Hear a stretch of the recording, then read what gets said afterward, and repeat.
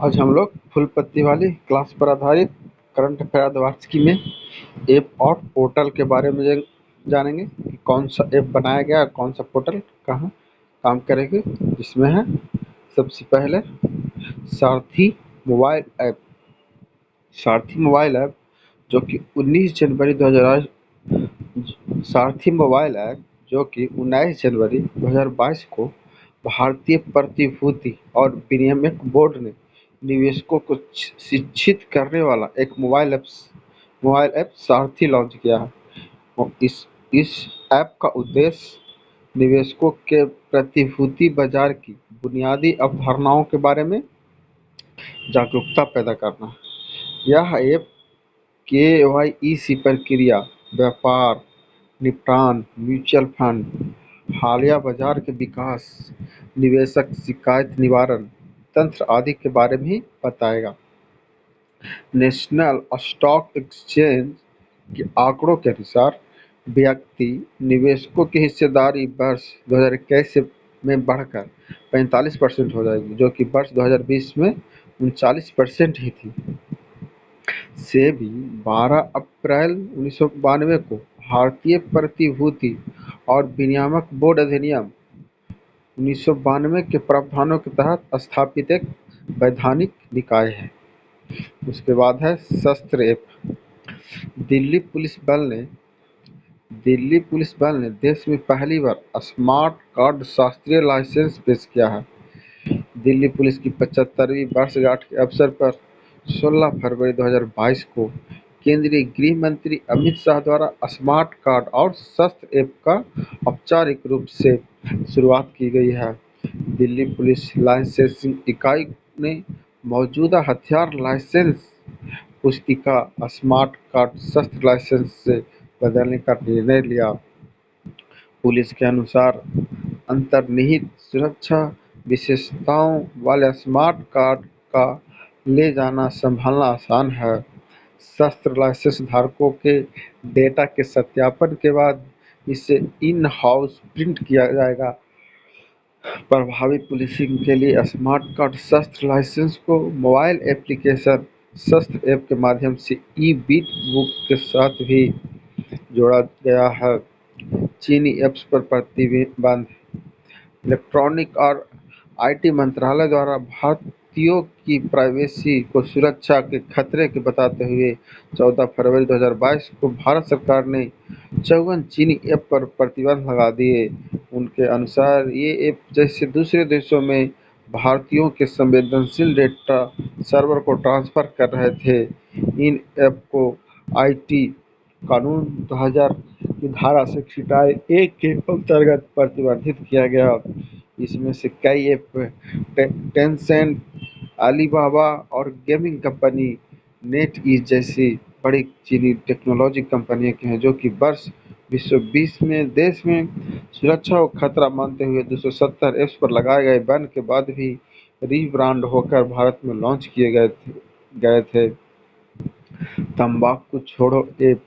विश्व स्वास्थ्य संगठन (WHO) द्वारा तंबाकू छोड़ो ऐप लॉन्च किया गया।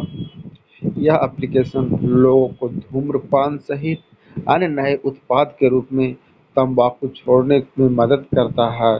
ऐप को WHO दक्षिण पूर्व एशियाई क्षेत्र (SEAR) की क्षेत्रीय निदेशक डॉक्टर पूनम खेत्रपाल सिंह ने WHO के कमिट टू क्वाइट अभियान के दौरान लॉन्च किया, जो WHO दक्षिण पूर्व एशिया क्षेत्र द्वारा की गई नवीनतम तंबाकू नियंत्रण पहल है।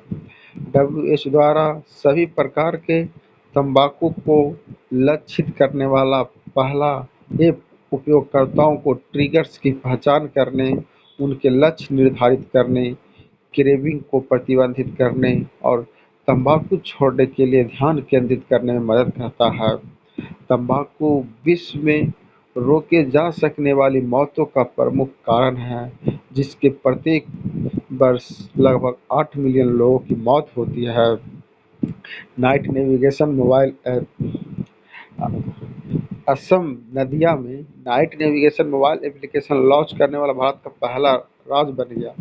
असम जो हो गया नदिया में नाइट नेविगेशन एप्लीकेशन लॉन्च करने वाला पहला राज्य बना। गुवाहाटी में स्थित नौका सेवाओं के लिए नाइट नेविगेशन को मुख्यमंत्री हेमंत बिस्वा शर्मा द्वारा 19 फरवरी को असम प्रशासनिक स्टाफ कॉलेज में औपचारिक रूप से लॉन्च किया गया। नाइट नेविगेशन मोबाइल एप्लीकेशन को आईआईटी मद्रास के प्रमुख वैज्ञानिक के राजू के सहयोग से परिवहन विभाग द्वारा विकसित किया जाएगा। ऐप को विकसित करने के लिए ब्रह्मपुत्र नदी के मसौदे का गहन सर्वेक्षण किया गया। गुवाहाटी के उत्तरी गुवाहाटी के बीच अंतर्देशीय जल परिवहन नौका की पहली यात्रा 19 फरवरी को रात 9 बजे से शुरू हुई थी। नाइट नेविगेशन मोबाइल एप्लीकेशन के कारण रात को नौका सेवा जोरहाट, धुबरी सहित अन्य स्थानों पर संचालित हो सकेगी। उसके बाद है भारत संगम मोबाइल ऐप। इसके जरिए 25 फरवरी 2022 को शिक्षा मंत्रालय ने एक भारत श्रेष्ठ भारत के तहत भाषा सर्टिफिकेट सेल्फी अभियान शुरू किया। भाषा सर्टिफिकेट सेल्फी सांस्कृतिक विविधता को प्रोत्साहित करने वाला बहुभाषावाद को बढ़ावा देने तथा एक भारत श्रेष्ठ भारत भावना का प्रसार करने के लिए शुरू किया गया। इसका उद्देश्य शिक्षा मंत्रालय और माय गवर्नमेंट इंडिया द्वारा विकसित भाषा संगम मोबाइल ऐप को बढ़ावा देना और यह सुनिश्चित करना कि लोग भारतीय भाषाओं में बुनियादी संवाद कौशल हासिल कर सके। उसके बाद है किसान मोबाइल ऐप, जो कि भारतीय प्रौद्योगिकी संस्थान रुड़की ने आईआईटी रुड़की ने किसानों के लिए किसान नाम से एक मोबाइल ऐप लॉन्च किया। इस ऐप के माध्यम से किसानों को कृषि मौसम संबंधी परामर्श सेवाएं प्रदान की जाएगी। ग्रामीण कृषि मौसम सेवा जीकेएमएस परियोजना के तहत आईआईटी रुड़की द्वारा किसान जागरूकता कार्यक्रम आयोजित किया गया। इस कार्यक्रम में देहरादून, हरिद्वार और पौड़ी गढ़वाल जिले के किसानों ने भाग लिया। इस किसान ऐप से मोबाइल फोन के जरिए बुलेटिनों तक पहुंचा जा सकता है। डिजिटल संसद ऐप। जनवरी 2022 में लोकसभा सचिवालय ने डिजिटल संसद ऐप नामक एक नया ऐप लॉन्च किया है। लोगों के लिए संसद और उनके सांसदों को कार्यवाहियों की जानकारी हासिल करने के लिए इस ऐप को लॉन्च किया गया है। यह एंड्रॉयड और आईओएस दोनों प्लेटफॉर्म पर उपलब्ध है। भारतीय संसद के परस्पर जुड़े पोर्टल की सभी प्रमुख सामग्रियों को वहन करता है। डिजिटल संसद ऐप लोकसभा अध्यक्ष ओम बिरला के दिमाग की उपज है। डिजिटल संसद ऐप, जो कि लोकसभा अध्यक्ष ओम बिरला के दिमाग की उपज है। यह ऐप सदस्यों के लिए विधायी गतिविधियों और सेवाओं का 360 डिग्री दृश्य प्रस्तुत करता है। वर्तमान सदन में कार्यवाहियों के अतिरिक्त यह ऐप लोगों को लोकसभा से संबंधित अभिलेख्य डेटा तक पहुंचने में मदद करेगी। लोग भाषणों, वाद विवाद आदि का भी उपयोग कर सकेंगे। इस ऐप में वर्ष 1947 के बाद बजट भाषणों के साथ साथ 12वीं लोकसभा से 17वीं लोकसभा तक की सदन की चर्चा की जानकारी है। उसके बाद है दिशांक ऐप। दिशांक ऐप, जो कि कर्नाटक द्वारा भूमि रिकॉर्ड तक आसान पहुंच सुनिश्चित करने के लिए दिशांक ऐप विकसित किया। कर्नाटक के राजस्व विभाग के सर्वे सेटलमेंट एंड लैंड रिकॉर्ड्स इकाई दिशांक नामक ऐप के माध्यम से मूल भूमि रिकॉर्ड की आसान उपलब्धता सुनिश्चित करेगा। दिशांक ऐप को Karnataka state remote sensing application centre के भौगोलिक सूचना प्रणाली जीआईएस कार्यक्रम के तहत विकसित किया गया है। स्कैन और डिजिटल भूमि संदर्भ मानचित्रों को उपलब्धता ने ऐप को आसान बना दिया। दिशांक ऐप भूमि के बारे में जानकारी प्रदान करता है, जिसमें भूमि का मालिक, भूमि का सीमा, स्वामित्व का प्रकार, भूमि का प्रकार, मुकदमेबाजी, भूमि श्रेणी और भूमि पर किए जा रहे कई प्रकार के सक्रिय लेन-देन भी शामिल है। उसके बाद है टाटा न्यू ऐप। टाटा समूह ने 7 अप्रैल को 7 अप्रैल 2022 को टाटा न्यू ऐप लॉन्च किया, जो कि देश का पहला सुपर ऐप है। किरा किराने के सामान से लेकर होटल, विमान की टिकट बुकिंग और दवाओं की सेवाओं को एक ही मंच पर लाने वाला इस ऐप को टाटा सन्स के चेयरमैन एन चंद्रशेखर ने लॉन्च किया। इस एक ऐप के से एयर एशिया, एयर इंडिया और विस्तारा की फ्लाइट टिकट बुक करने के अलावा बिग बास्केट से ग्रोसरी, सब्जी तक खरीदी जा सकती है। इसके अतिरिक्त टाटा न्यू ऐप में यूपीआई से लेकर cash, credit card, debit card समेत सभी पेमेंट विकल्प भी होंगे। टाटा ग्रुप के इस ऐप के जरिए शॉपिंग करने पर ग्राहकों को न्यू कॉइन्स मिलेगा। एक न्यू कॉइन्स का मतलब ₹1 होगा। न्यू कॉइन्स कमाने की कोई सीमा नहीं है और न्यू कॉइन्स का इस्तेमाल शॉपिंग में किया जा सकेगा। सीआईएसएस एप्लीकेशन। हाल ही में राष्ट्रीय बाल अधिकार संरक्षण आयोग ने सीआईएसएस एप्लीकेशन का शुभारंभ किया। सीआईएसएस ऐप का पूरा नाम चिल्ड्रेन इन स्ट्रीट सिचुएशंस है। इसका मकसद सड़क पर रहने वाले बच्चों को पुनर्वास की प्रक्रिया में सहायता करना। इस पहल को बाल स्वराज पोर्टल के तहत शुरू किया गया है। अब उसके बाद है भीम ऐप, जो कि भूटान और सिंगापुर के बाद संयुक्त अरब अमीरात में भी भीम यूपीआई की स्वीकृति मिल गई। भारतीय राष्ट्रीय भुगतान निगम की अंतर्राष्ट्रीय शाखा एनपीसीआई इंटरनेशनल पेमेंट लिमिटेड ने मशरिक बैंक की भुगतान सहायक कंपनियां नियोपे के साथ साझेदारी करके यूएई के बाजार में प्रवेश किया। भारत और सिंगापुर के बाद अब संयुक्त अरब अमीरात में भी भीम यूपीआई को स्वीकृति मिली। उसके बाद है भीम यूपीआई सेवा को नियो टर्मिनलों पर लाइव कर दिया गया और यह साझेदारी इन क्षेत्रों की यात्रा करने वाले भारतीयों के लिए यूनिफाइड पेमेंट इंटरफेस आधारित भुगतान की पेशकश करेगी। डिजिटल पेमेंट को बढ़ावा देने के लिए प्रधानमंत्री नरेंद्र मोदी ने वर्ष 2017 में मोबाइल ऐप भीम को लॉन्च किया था। उसके बाद है चलो ऐप। चलो ऐप के जरिए अप्रैल 2022 में महाराष्ट्र के पर्यावरण मंत्री आदित्य ठाकरे ने मुंबई में डिजिटल बस का उद्घाटन किया, जो कि गेटवे ऑफ इंडिया से चर्च गेट पर चलेगी।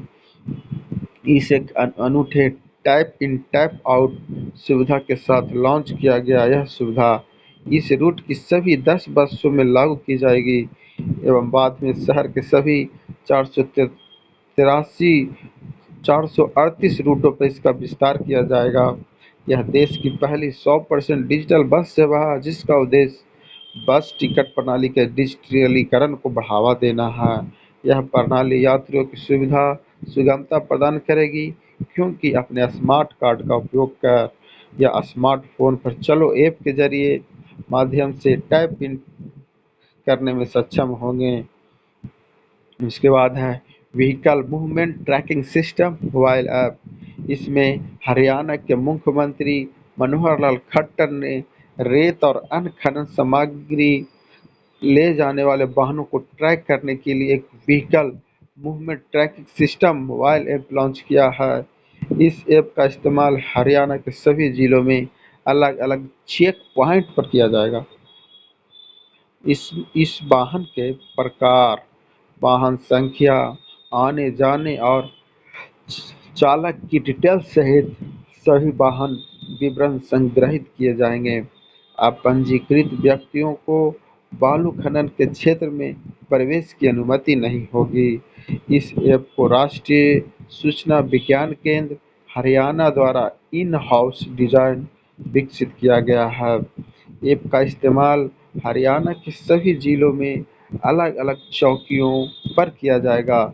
इसमें वाहन के विवरण जैसे वाहन नंबर, वाहन का प्रकार, कहाँ से आ रहे हैं वाहन, कहाँ जा रहा है, को चालक के विवरण जैसे नाम, चालक मोबाइल नंबर और चालक के लाइसेंस नाम के साथ पंच किया जाएगा। आभा मोबाइल ऐप 24 मई 2022 को राष्ट्रीय स्वास्थ्य प्राधिकरण (एनएचए) ने स्वास्थ्य संबंधी रिकॉर्ड रखने के लिए आभा मोबाइल ऐप लॉन्च की शुरुआत किया है। आभा ऐप राष्ट्रीय डिजिटल स्वास्थ्य मिशन के अंतर्गत हेल्थ रिकॉर्ड ऐप का ही एक नया रूप है। इस ऐप में उपलब्ध सुविधाओं के माध्यम से व्यक्ति को कभी भी कहीं भी अपने स्वास्थ्य कार्ड रिकॉर्ड की जानकारी प्राप्त कर सकता है। आभा मोबाइल एप्लीकेशन में नई व्यवहारिक चीज़ें जैसे कि एडिट प्रोफाइल, आभा नंबर जो कि 14 अंक वाला होता है, को आभा एड्रेस के साथ लिंक और अनलिंक करना है। इसके अतिरिक्त फेस ऑथेंटिफि ऑथेंटिकेशन या फिंगरप्रिंट या बायोमेट्रिक द्वारा लॉग इन या पंजीकरण संबंधी एबीडीए आधारित सुविधा एवं काउंटर पर क्यूआर कोड की स्कैनिंग सुविधा को भी जल्द शुरू किया जाएगा। उसके बाद है कोयला दर्पण पोर्टल। 21 जनवरी 2022 को केंद्र सरकार ने कोयला क्षेत्र से संबंधित मुख्य प्रदर्शक संकेत को केपीआई साझा करने के लिए कोयला दर्पण पोर्टल शुरू किया है। पोर्टल के प्रारंभिक चरण में कोयला लिग्नाइट उत्पादन, कोयला लिग्नाइट की कुल खरीदारी, अन्वेषण डाटा, केंद्रीय क्षेत्र की योजनाएं, ताप विद्युत संयंत्रों में कोयला भंडार की स्थिति और बुनियादी ढांचा परियोजनाओं में कोयला ब्लॉकों का आवंटन, प्रमुख कोयला खदानों की निगरानी और कोयला मूल्य जैसे संकेतकों को शामिल किया गया है।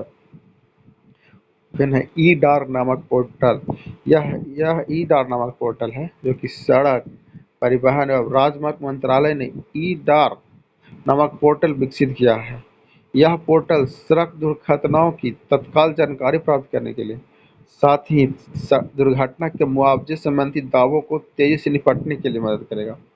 आसान पहुंच के लिए डिजिटलीकृत विस्तृत दुर्घटना रिपोर्ट डार को पोर्टल पर अपलोड किया जाएगा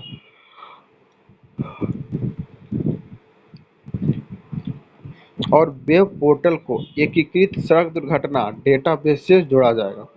एकीकृत सड़क दुर्घटना डेटाबेस में 90% से अधिक डेटा सेट को एप्लीकेशन के माध्यम से सीधे ही ई डार पोर्टल में पहुंचा दिया जाएगा। पुलिस, सड़क प्राधिकरण, अस्पताल आदि जैसे हितधारकों को ई डार फॉर्म के लिए बहुत कम जानकारी देनी होगी। डार पोर्टल दुर्घटना में शामिल वाहनों, दुर्घटना की तारीख और प्रथम सूचना रिपोर्ट संख्या की व्यापक तलाश द्वारा फर्जी दावों के खिलाफ जांच करेगी।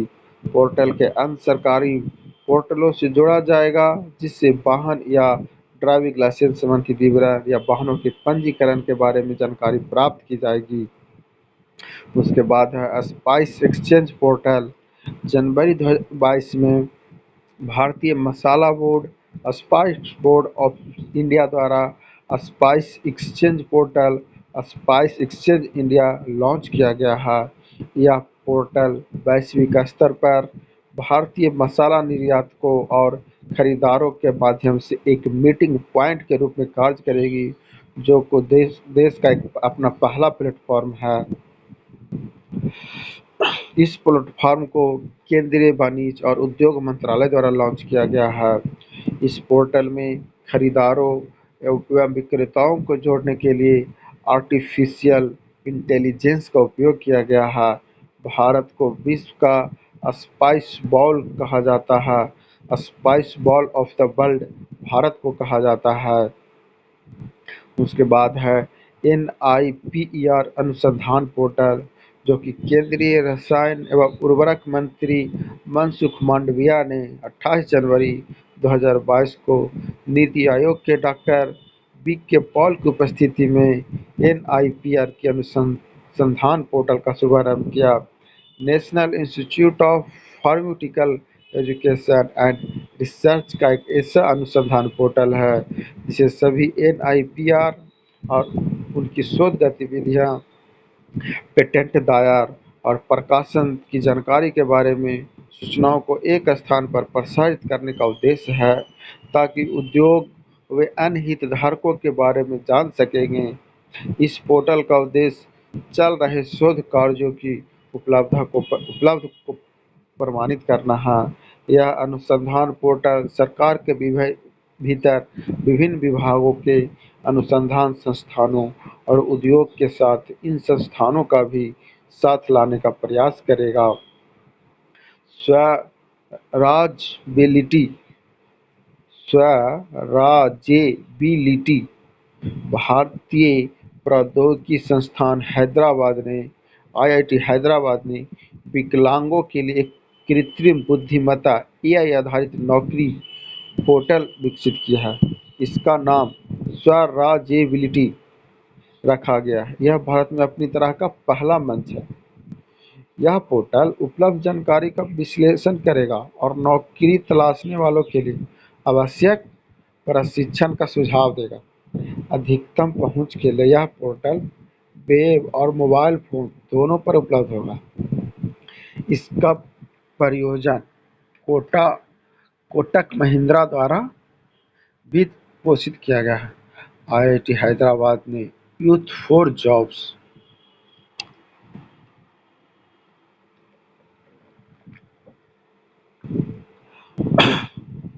आईआईटी हैदराबाद ने youth for jobs, visual quest और कोटक महिंद्रा बैंक लिमिटेड के सहयोग से यह मंच विकसित किया गया है। आईआईटी हैदराबाद ने एआई में अपनी विशेषता प्रदान करता है, वही विजुअल क्वेस्ट इंडिया ने इस मंच को विकसित किया है तथा यूथ फॉर जॉब्स नौकरी चाहने वालों को स्किलिंग सेवाएं प्रदान करता है। प्रसारण सेवा पोर्टल 4 अप्रैल 2022 को सूचना एवं प्रसारण मंत्री अनुराग ठाकुर ने दिल्ली में सूचना और प्रसारण मंत्रालय के प्रसारण सेवा पोर्टल शुभारंभ किया है। प्रसारण सेवा पोर्टल एक ऑनलाइन पोर्टल समाधान है जिसके तहत प्रसारकों द्वारा विभिन्न प्रकार के लाइसेंस, अनुमतियां, पंजीकरणों आदि के लिए आवेदन को जल्द दाखिल किया जा सके और आवेदन के बाद इसकी जांच प्रक्रिया भी तेजी से होगी। यह पोर्टल हितधारकों और आवेदकों को प्रसारण संबंधी गतिविधियां के लिए एकल बिंदु सुविधा प्रदान करेगी। प्रसारक को पोर्टल के माध्यम से अब किसी भी तरह की अनुमति के लिए मंत्रालय को विभिन्न विभागों के चक्कर नहीं लगाने होंगे तथा वे ऑनलाइन आवेदन एवं अनुमति प्राप्त कर सकेंगे। सिंगल विंडो पोर्टल 7 फरवरी 2022 को जम्मू कश्मीर केंद्र शासित प्रदेश के उपराज्यपाल मनोज सिन्हा ने एक सिंगल विंडो पोर्टल लॉन्च किया है, जिसे नेशनल सिंगल विंडो के साथ एकीकृत किया गया है। इसी के साथ जम्मू कश्मीर पहल केंद्र शासित प्रदेश बन गया है, जिसने नेशनल सिंगल विंडो सिस्टम के साथ एकीकृत पोर्टल लॉन्च किया है, जिस पर 130 औद्योगिक सेवाओं को ऑनलाइन उपलब्ध कराना तथा इस वर्ष 160 से अधिक सेवाओं को भी एकीकृत किया जाएगा। नेशनल सिंगल विंडो सिस्टम को सितंबर 2021 में लॉन्च किया गया था।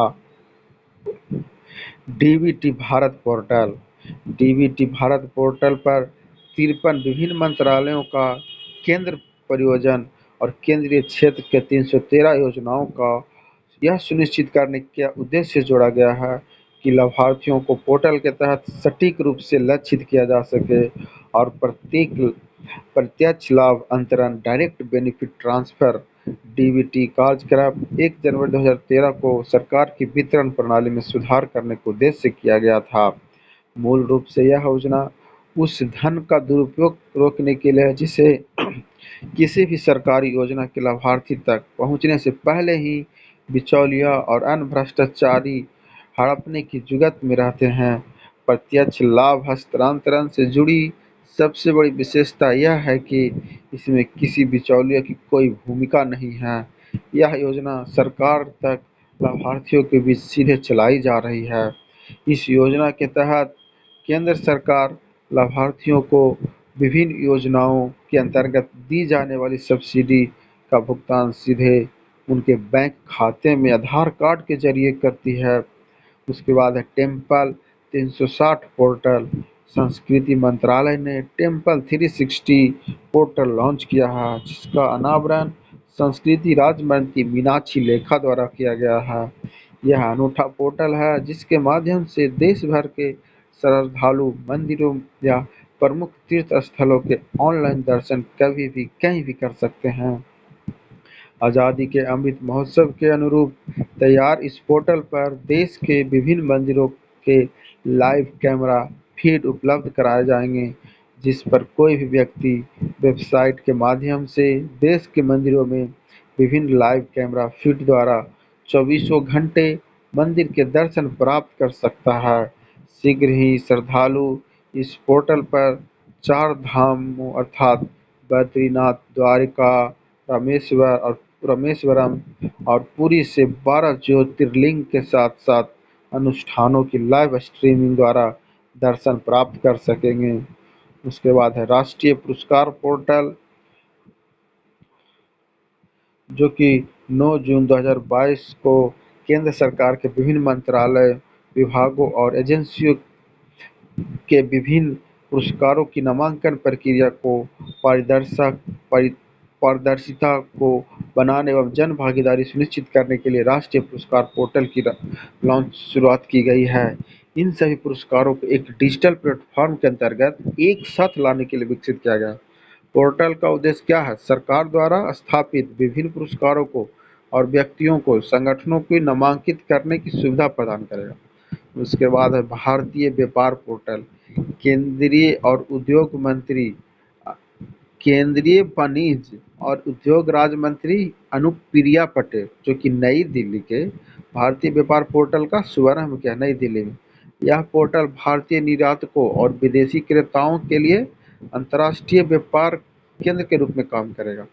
यह पोर्टल व्यापार से व्यापार B2B मॉडल का डिजिटल व्यापार स्थल है, जो कि लघु, मध्यम निर्यात उद्यमियों, दस्तकारों और किसानों को अपने उत्पाद के लिए नए बाजार का पता लगाने और वैश्विक स्तर पर बिक्री बढ़ाने में मदद करेगा। गतिशील संचार पोर्टल 14 मई 2022 को केंद्रीय संचार मंत्री अश्विनी वैष्णव ने गति शक्ति संचार पोर्टल लॉन्च किया, जिसे दूरसंचार विभाग की ओर से MP राज्य इलेक्ट्रॉनिक्स विकास निगम द्वारा विकसित किया गया है। इस सेंट्रलाइज्ड राइट ऑफ वे की मंजूरी के लिए लॉन्च किया गया है। यह दूरसंचार अवसंरचना के लिए ईज ऑफ डूइंग बिजनेस के तहत का उद्देश्य है प्रवर्तकों के रूप में कार्य करेगा।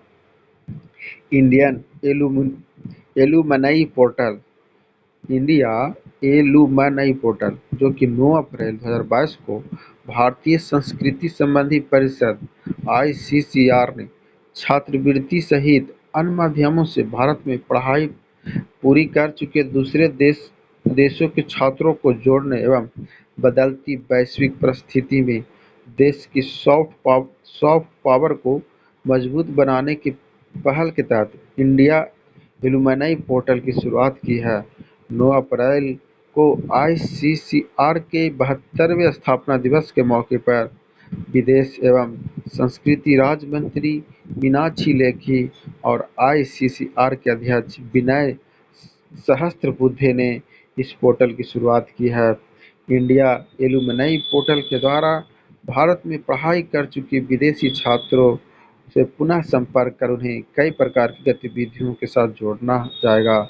यह पोर्टल सूचनाओं को सीधे विदेशी छात्रों के बीच प्रसारित करेगा और आवश्यकता पड़ने पर स्थानीय संसाधन प्रबंधन और स्थानीय संपर्क अधिकारी के रूप में जोड़ेगा। उसके बाद है उत्सव पोर्टल, जो कि 12 से 13 अप्रैल 2022 के नई दिल्ली में अमृत समागम सम्मेलन आयोजित किया जाएगा। केंद्रीय पर्यटन और संस्कृति मंत्री जी किशन रेड्डी ने इस सम्मेलन के दौरान उत्सव पोर्टल का शुभारंभ किया। पर्यटन मंत्रालय द्वारा शुरू की गई डिजिटल पहल उत्सव पोर्टल वेबसाइट का उद्देश्य देश के विभिन्न क्षेत्रों को विश्व के लोकप्रिय पर्यटन स्थलों के रूप में बढ़ावा देना है। इसके लिए भारत के सभी कार्यक्रमों, त्योहारों के लाइव दर्शन को प्रदर्शित करने के साथ ही श्रद्धालुओं एवं यात्रियों को भारत के कुछ प्रसिद्ध धार्मिक तीर्थ स्थलों को दर्शन और अनुष्ठानों का लाइव अनुभव प्रदान करना है।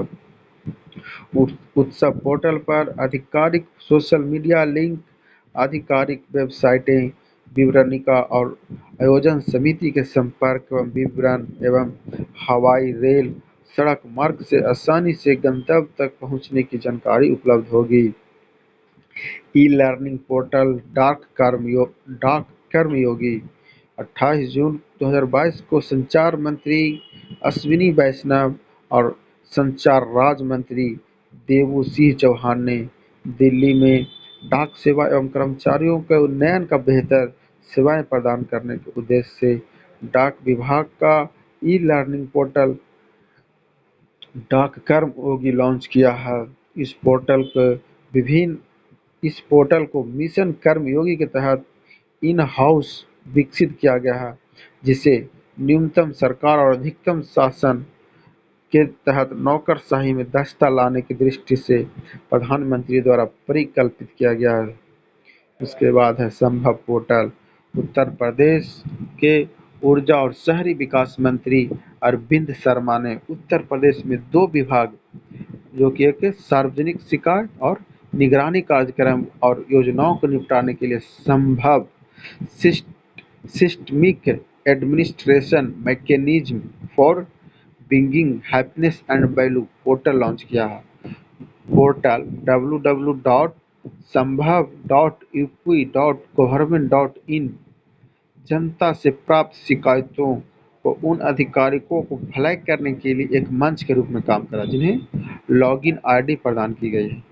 संभव एक क्या है, मल्टी मॉडल प्लेटफॉर्म है, जो कि सार्वजनिक शिकायतों को तेजी से और प्रभावी ढंग से निपटने एवं सुशासन प्रदान करने और सार्वजनिक सेवा विवरण को पारदर्शी और जवाबदेह बनाने के लिए लॉन्च किया गया है। उसके बाद है पोर्टल विभिन्न स्रोतों से शिकायतें और मुद्दों को उठाएगा, जिसमें मुख्यमंत्री जन सुनवाई और एकीकृत शिकायतें निवारण प्रणाली के तहत लंबित मामले और शिकायतें शामिल हैं। उसके बाद है जन समर्थ पोर्टल, जो कि जून 2022 में प्रधानमंत्री नरेंद्र मोदी ने क्रेडिट लिंक्ड सरकारी योजनाओं के तहत राष्ट्रीय पोर्टल पर जन समर्थ पोर्टल लॉन्च किया। जन समर्थ पोर्टल एक वन स्टॉप डिजिटल पोर्टल है, जो कि सरकारी की क्रेडिट योजनाओं को जोड़ता है। और यह जन समर्थन पोर्टल एक अनूठा डिजिटल पोर्टल भी है, जो कि एक ही मंच पर 13 क्रेडिट लिंक सरकारी योजनाओं को लिंक कर लाभार्थियों को ऋणदाताओं से जोड़ता है। उसके बाद है निर्यात पोर्टल। निर्यात पोर्टल, जो कि जून 2022 में प्रधानमंत्री नरेंद्र मोदी ने ही निर्यात पोर्टल लॉन्च किया या शुभारंभ किया। निर्यात का पूरा नाम है क्या है, राष्ट्रीय आयात निर्यात वार्षिक व्यापार विश्लेषण रिकॉर्ड, मतलब national import export record for yearly analysis of trade है। इसे भारत के विदेशी व्यापार से संबंधित सभी आवश्यक जानकारी प्राप्त करने हेतु हितधारकों के लिए वन स्टॉप प्लेटफॉर्म के रूप में विकसित किया गया है। उसके बाद है फास्टर सॉफ्टवेयर। 31 मार्च 2022 को भारत के मुख्य न्यायाधीश एन.वी. रमन्ना ने कैदियों की रिहाई की प्रक्रिया तेज करने के लिए faster and secure transmission of electronic records software का अनावरण किया है। अभी कैदियों की जमानत मिलने के बाद आदेश की कॉपी जेल प्रशासन तक पहुंचाने में काफ़ी समय लग जाता है, जिससे कैदियों की रिहाई में 2 से 3 दिन की देरी हो जाती है। उसके बाद है स्टैच्यू ऑफ इक्वलिटी, जो कि 5 फरवरी 2022 को प्रधानमंत्री नरेंद्र मोदी ने हैदराबाद में रामानुजाचार्य की विशाल प्रतिमा स्टैच्यू ऑफ इक्वलिटी का अनावरण किया। भारत की भारत उनकी 1000वीं जयंती को समानता के त्योहार के रूप में मनाया। यहाँ प्रतिमा भद्रा भद्रा वेदी नामक 54 फीट ऊंचे इमारत या या आधार पर स्थापित है। यह 216 फीट ऊंची प्रतिमा, जिसे पंचलौह यानी 5 धातुओं सोना, चांदी, तांबा, पीतल और जस्ता के संयोजन से बनाया गया है। स्टैच्यू ऑफ इक्वलिटी बैठी हुई मुद्रा में विश्व की दूसरी सबसे बड़ी ऊंची मूर्ति है। थाईलैंड में बैठे हुए बुद्ध की मूर्ति को विश्व की सबसे ऊंची मूर्ति का दर्जा प्राप्त है। 1017 ईस्वी में तमिलनाडु के श्रीपेरुम्बदूर में जन्मे रामानुजाचार्य के वैश्विक दार्शनिक और समाज सुधारक थे। स्टैच्यू ऑफ नॉलेज 13 अप्रैल 2022 को केंद्रीय कानून मंत्री किरण रिजिजू ने डॉक्टर भीमराव अंबेडकर की 131वीं जयंती के पूर्व संध्या पर लातूर, महाराष्ट्र में 70 फीट की ऊंची मूर्ति स्टैच्यू ऑफ नॉलेज का अनावरण किया है, जो कि बी.आर. अम्बेडकर के है। विश्व रत्न डॉक्टर अम्बेडकर के सार्वजनिक जयंती उत्सव लातूर 2022। स्टैच्यू ऑफ नॉलेज का निर्माण स्टील के ढांचे को खड़ा कर फाइबर की मदद से किया गया है। 14 अप्रैल 2022 को भारतवर्ष में बाबा साहेब भीमराव अम्बेडकर की 131वीं जयंती मनाई गई थी। डॉक्टर अम्बेडकर एक समाज सुधारक, न्यायविद, अर्थशास्त्री, लेखक, बहुभाषा विद्वान और विभिन्न धर्मों के विचारक थे। वर्ष 1990 में इन्हें मरणोपरांत भारत के सर्वोच्च नागरिक सम्मान भारत रत्न से सम्मानित किया गया। My channel.